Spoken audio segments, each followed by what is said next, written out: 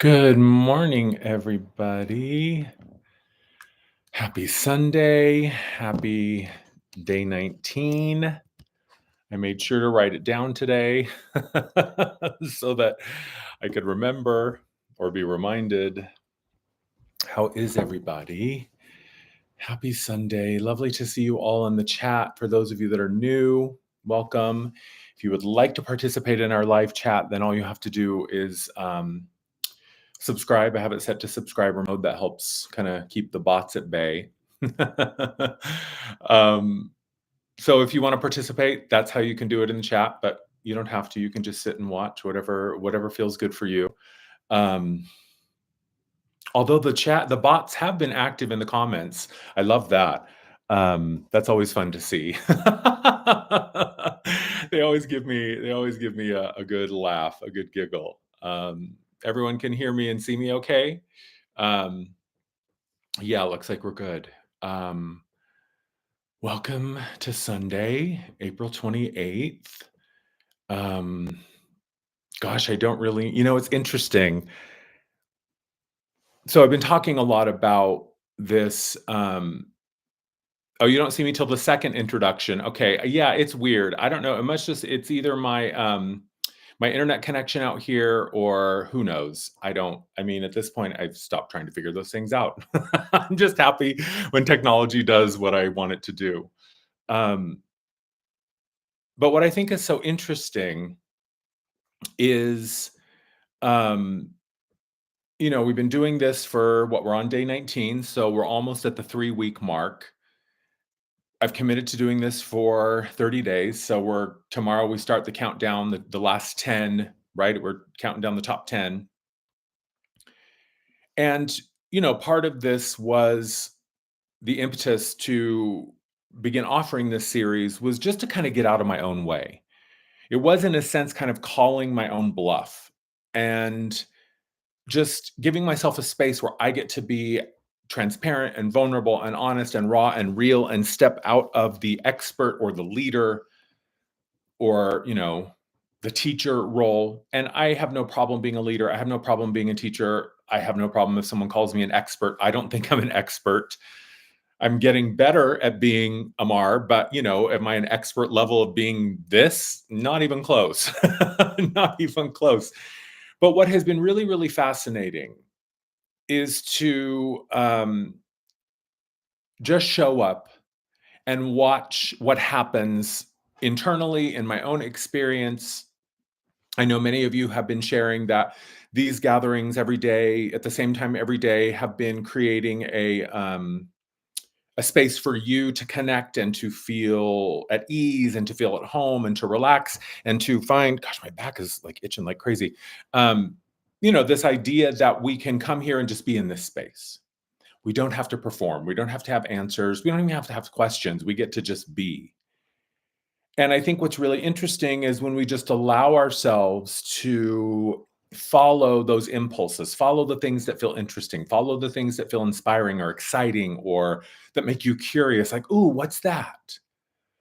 And for myself, it's been really, really interesting to get out of, yeah, Kenny, I like that. It's my angel wings coming out. To get out of this very transactional space that I had found myself with my practice, right? And I've talked about this, how I don't really see my business as a practice. I don't even really, or my practice as a business. I don't even really consider myself to be a business person.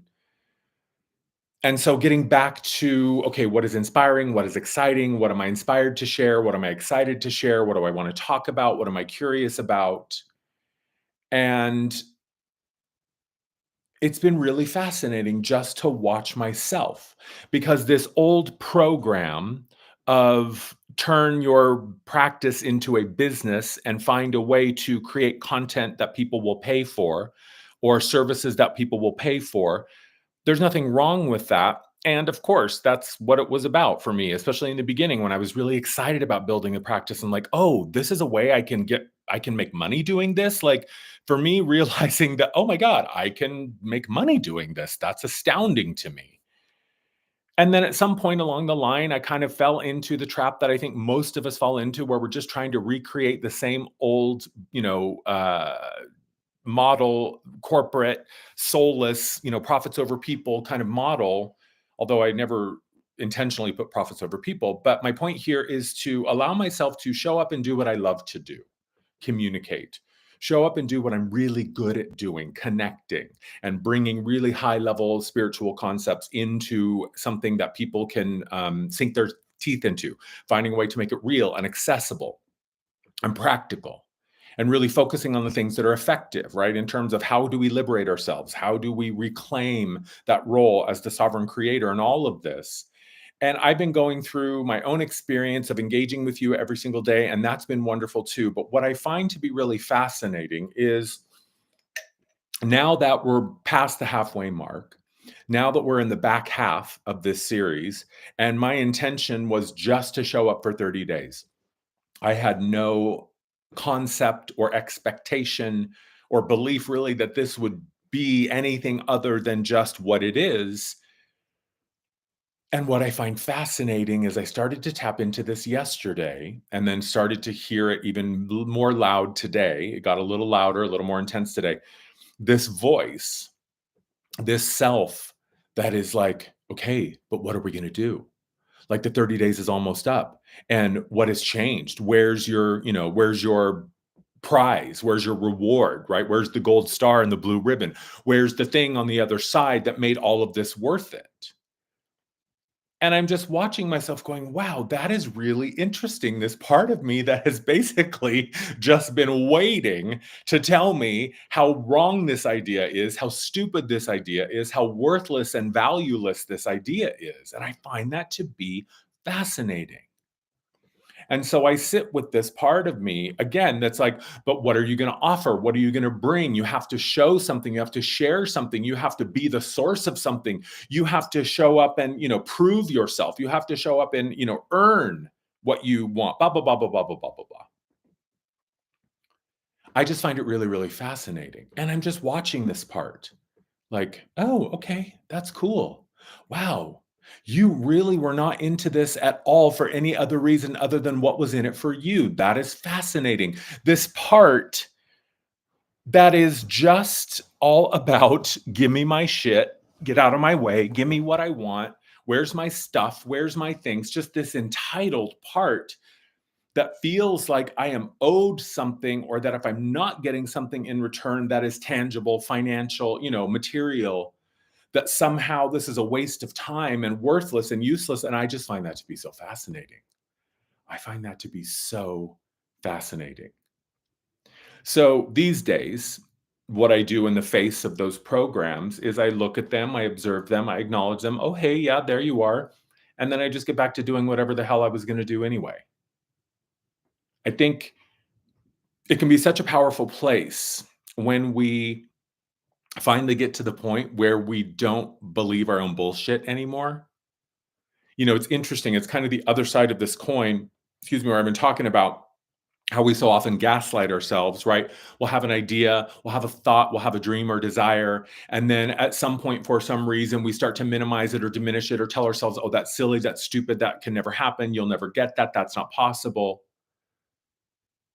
And the truth is that the desire only emerges when there's a part of you that is really moving towards that or is actually experiencing that, right? So this idea, excuse me, that everything has to be a transaction, that I'm always getting something in return. I find that to be really fascinating that through all of this, there's still a part that is only interested in the transaction and what do I get out of it? I find it to be really, really fascinating. I find that to be endlessly fascinating. And to be at the point now where I can watch that part of me, and this is the other side of that gaslighting coin, right? It's not about denying this part of me. It's about understanding that this part of me will always only want one thing. And that this part of me, this aspect, will never be satisfied with anything other than that one thing. And to just watch it and go, yep, I feel your anxiety. Yep, I see you twisting and spinning in the wind. Yep, I see you freaking out, trying to figure out how to make sense of this and ensure that you get something out of it. Yep, I'm watching you do that. Yep, I'm feeling the dissatisfaction. Yep, I'm feeling your lack of clarity. Yep, I'm feeling your lack of fulfillment. and I'm just going to watch it. So, understanding ourselves and understanding that parts of us will always only ever be, kind of counter or incongruent because that's what they were designed or built to be. That's not gaslighting myself to know that this part only wants one thing and what it wants is not what I need. And so I can allow this part of me to want what it wants, listen to it, feel it, acknowledge it, dance with it, comfort it, love it, accept it, allow it, put it to sleep, give it a cookie, give it a book, give it something. It's always going to be the same. And that's okay.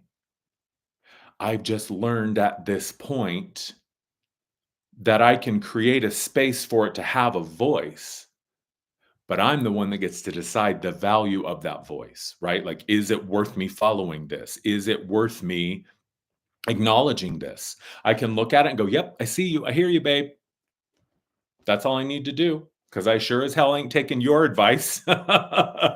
Which brings me to, I think, one of the most challenging things for many of us to accept in our spiritual journey and in our spiritual life and through our journey of awakening. Yeah, exactly. It's like, cool story. Thanks for that story, self. I don't believe a lick of what you're saying. I think you're completely, totally full of shit, and I still love you.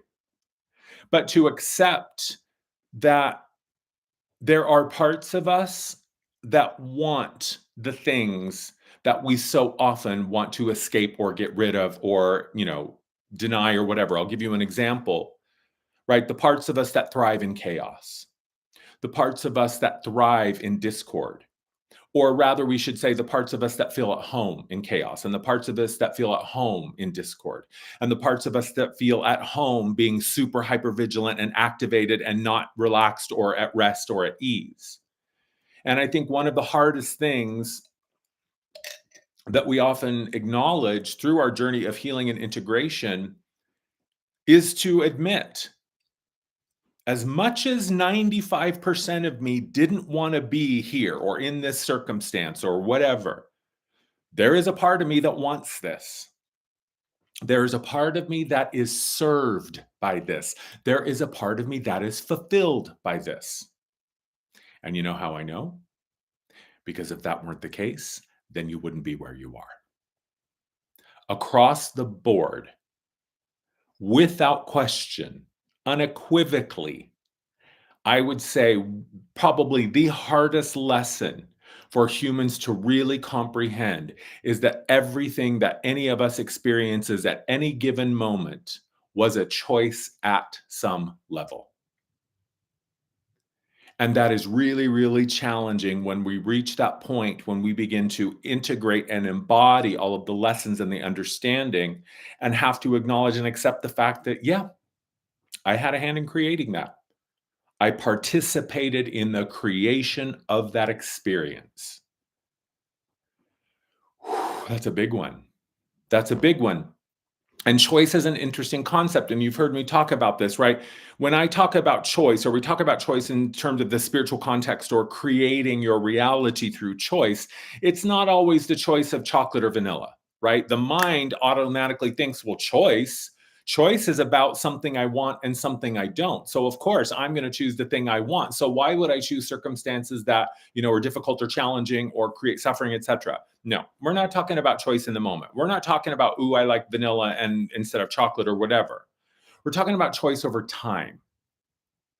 What I'm talking about is if you choose every single day for 10 years to deny a part of yourself, and then 10 years go by and you're feeling divided and invisible and discarded and, dismissed and unseen and unheard and unloved, and you just can't figure out why it is and what part, asking yourself, how did I get here? What did I think the outcome of denying a very deep and real desire every single day for 10 years? What did I think that was going to do? Or just quite simple. If I say no when I meant yes, and I say no every single time when I mean yes, how can I possibly be surprised that I'm frustrated that I don't have what I want? Because at every turn and every opportunity to ask or say yes for what I wanted, I said no. And I denied myself. So, of course, that choice consistently over time is going to manufacture a reality where you feel unseen, unheard, unloved, invisible, etc. So, to understand, it's not, well, I think if you're perceiving that something is out of your control, Allie, then the choice you have is how you respond. We often think that choice means control. Can we understand this? That choice and control are not the same thing. You can choose something and it will still never be within your control. You can have control over something and never choose. So, this idea that we have no power is false. We have the ultimate power, we have the power of the creator. And we also knew that coming to this reality, there was going to be a set of rules that were governing the game that we're playing. It's the same with any other game. I've talked about this over this series, right? When you play a sport, we'll just use football for an example. You understand that those rules are specific to that game and they don't necessarily pertain to the rest of your life outside of the field. You understand that the rules that everyone agrees to abide by are a temporary suspension of their authority. They're agreeing to say, I'm not in charge. Now the coach is in charge or the referee is in charge. So you're choosing to play a game from that higher perspective when you come into this body. And you understand that there is going to be a set of laws, a set of governing geometries that tell you what is possible and what is not possible in this reality, which, by the way, very little is not possible. So, choice and what I have authority over, if something is happening within my field, I have authority over it. If something is happening within my physical body, within my mental body, within my emotional body, or my energetic field, I have command over it. It is within my purview, it is within my authority, it is under my management, essentially. So, this, and knowing that this is what creates this, we can understand that this is only going to create things out here that it is capable of moving through or understanding or learning from. And when it doesn't make sense from the human perspective, that means that the pieces on the board were being moved by another layer of your awareness. It was either a subconscious or unconscious layer that you just weren't aware of, or it's a superconscious metaphysical layer of self that has the 30,000-foot perspective and understands that it's time for you to move into this phase. A spiritual awakening is a perfect example. I have yet to meet a human who consciously said one day, oh, yeah, this is me beginning my spiritual awakening. Usually it happens. Usually our experience is like something happened one day and I couldn't ignore it anymore. I couldn't pretend it anymore or whatever. It's still a choice that you made. It's just at a level that is currently beyond your conscious awareness. So understanding that I can acknowledge and observe a part of me that is trying to create chaos and wreak havoc. Yeah, I see it. And so what? That is ultimately the place that you can arrive at with your own self. Oh my God, there goes that old thing. Oh my God, there's that old behavior. There's that old belief. Oh my God, there's that trigger. Yeah, and I watched it and it rose and it peaked, it plateaued, and then it fell. And I just went on with my day. So it's the realization that all these parts of you are really waiting for, these parts that we would say trigger us. I prefer activation because trigger, I think, is disempowering, right? I was triggered. It happened to me. I'm helpless. I like activated. It activated something in me. Someone flipped a switch, and now I get to decide how to flip that switch back on or off or whatever. But when something happens within you, when there's a part of you that is trying to lead you to old behaviors, limitations, patterns that don't serve you, the toxic stuff, the not good stuff, blah, blah, blah, blah, blah, the stuff we moved away from, All those parts are waiting is for you to trust your own no. When you say, "No, I'm good," and you mean it, that part knows it. It can tell, "Oh, he's serious. Okay, my tricks aren't working anymore, so I'm just gonna stop trying." So you watch yourself, and when you say no, but you don't really mean it, "No, I don't no, no, no." But when you finally reach the point where you can say no and you mean it, and it's like no on a cellular level or yes on a cellular level, then these parts of you understand, "Oh, he's not playing around." And then it goes from being something that we fear or we try to outrun or we try to avoid or tiptoe around to something that's like, "Okay, yeah, it's kind of a pain in the ass, but not that big of a deal." And then over time, it becomes less and less of an issue. And then eventually, it's just more noise. And you, oh, yeah, there's that thing. Okay, whatever. So, no matter what, when we can find our way back to that center of our authority, and inevitably something will happen, right? We'll be activated into something and we'll go spinning out. And hours or days or weeks or sometimes months, sometimes years later, we go, oh my God, where have I been? How, what? And then we reset and we come back to the center. So no matter what, it's only ever about coming back to the center because the center is where your truth resides. And truth, you hear me say this all the time, only you know what truth feels like. Truth feels like home. Truth feels like connection. Truth feels like clarity and stability. Truth feels familiar, like, oh, yeah, that feels like me. Now, the truth that you are dancing with may be challenging in that it is asking you to do some stuff that you're like, oh, God, got to step outside of that comfort zone. But the truth is always simple. Always simple. I'm hungry, I'm tired, I'm over you, I want you, I don't like you, I don't want this job, I want that, I want this, I don't, whatever. Truth is always simple. It only becomes complicated when we try to avoid it or deny it or turn it into something else or hide it or corrupt it. Your body is always telling you, is this true? Does this align? Do I agree on a cellular level with this belief system or this choice or this action? So you just let yourself be and watch, observe before you act, before you decide, before you choose. Like today, before I was coming on here, that voice, oh my God, what are you going to do? What are you going to say? You have, it's you're 3 weeks in and you haven't gotten anything yet. Which I'm like, dude, what did you think was gonna happen? Like, that's the other thing I'm curious about is like, what did this part of me think was gonna happen?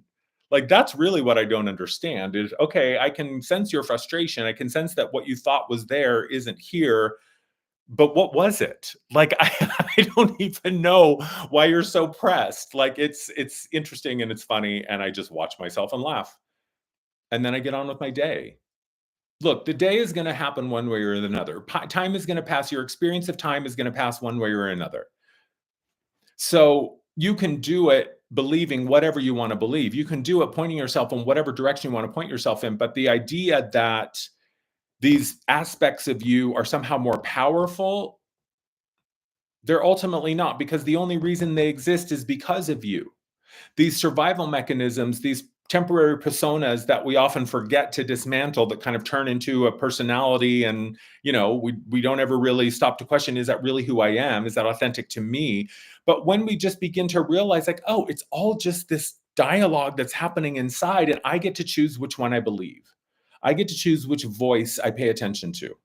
They all get a seat at the table, but not all of them get a say in what we do. They all have an opinion, but not all of them are the opinions that I'm going to, activate and use as, so you just watch yourself, learn, listen, choose, look at your feedback, see what really happened, investigate, document. Oh, when I do this thing and that happens, oh, okay, I get it. When I feel this thing and I don't do that, this happens. Oh, okay, I get it. But just really Pay attention to what's in here because it's always telling you something.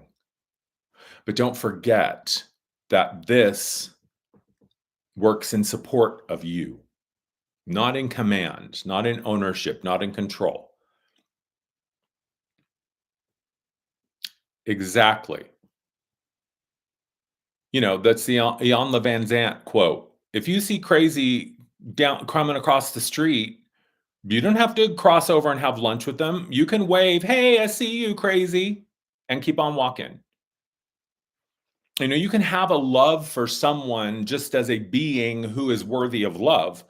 Doesn't mean you have to agree with them, doesn't mean you have to support them, doesn't mean you have to incorporate them or be a part of your life at all. You can just, "Yep, I send them love." That's it. That's what they're getting from me. That's what you're getting from me. And if that's not enough, well, then go bother someone else. I don't know what you want from me. So so you just trust yourself.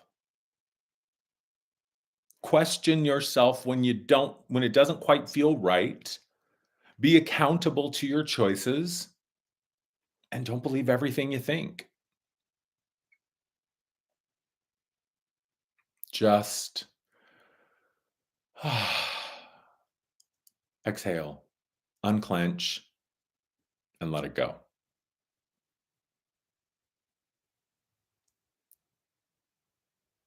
Just watching that part of me to see what it has to say. It's not really paying attention. It probably will later. Where's my stuff? Where's my thing? Dude, what are you expecting?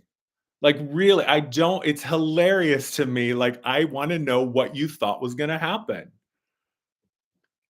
Probably the same old, it's all to me, it's always a version of some sort of savior story, right? Someone or something is gonna save me, is gonna rescue me. I'm very aware that this voice is rooted in this fear, this like panic of, oh my God, oh my God, oh my God. Yeah. Okay. Well, you can spin out if you want, but go do it over there because you're annoying me. It's too loud. I can't hear myself think. Yeah. So it's all good. Yeah. Yeah, exactly, Kenny. Sit down, Bob. Think that's what I got for you today, my friends. Today is the Pleiadian Light Circle. In the community tab, you'll see the Eventbrite link. It's also in the description here in the Linktree link. You can click that, the one that says all my links. You'll see the order.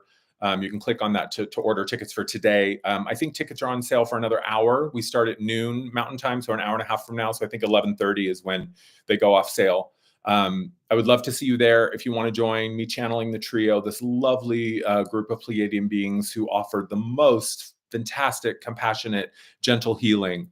And if you aren't able to make it live, you still get the recording. So I'll send out the MP3 later today. Um, all my links are in the description. If you want to offer donation, that's always appreciated. The last couple of days for my discount on my services, Spring 20, use that coupon code at checkout. That expires on May 1st. So you got a couple more days. Thank you to everybody who's ordering this, my book, Notes from the Higher Self. Thank you to everybody who's leaving a review. That really, really helps me. Love y'all. See you tomorrow for day 20. Same time, same place. Don't believe your own bullshit. Just love yourself through it, but don't believe it. All right. Have a fabulous day, everybody. See you tomorrow.